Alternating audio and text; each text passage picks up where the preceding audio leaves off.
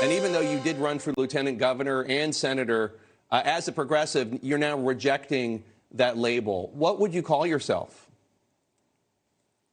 I would just call myself a Democrat, and I believe that I'm on the right side of issues, whether that's being very pro-choice, maybe that I believe that is being pro-union, and if I believe that's for pro-Israel.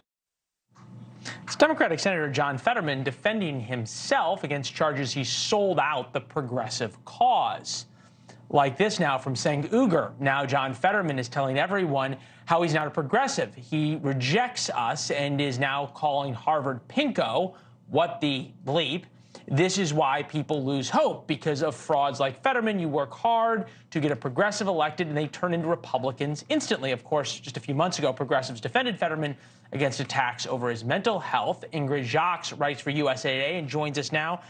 I'm not sure he's a Republican, is he?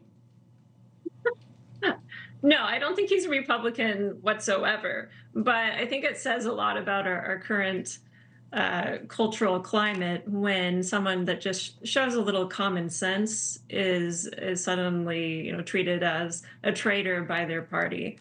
He's just come out on very rational stances on his support for Israel, on thinking that Senator Bob Menendez really should just go away.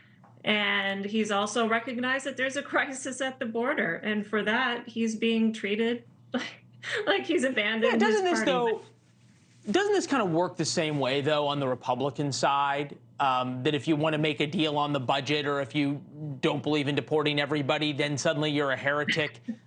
You're suddenly a heretic as well. And that if you don't follow the party orthodoxy exactly, it's not seen as something to be proud of or anything else. But the compromise is now a dirty word in Washington, right. And the party establishment will find somebody who's more pure and will follow the ethos more and primary. Right. No, I mean, you're absolutely right. It happens on both sides. We saw this with Wyoming Rep. Liz Cheney. When she stood up to Trump, she was hailed by Democrats as, as wonderful suddenly. Even though she's still conservative, John Fetterman is still a Democrat. But he's just showing that he can stand for issues even when they go against his party's mantra. Yeah, and well, in a way, John Fetterman is now one of the more interesting men in Washington, which who would have known when he was elected a year and a half ago. Thanks for watching. Go to joinnn.com to find NewsNation on your television provider.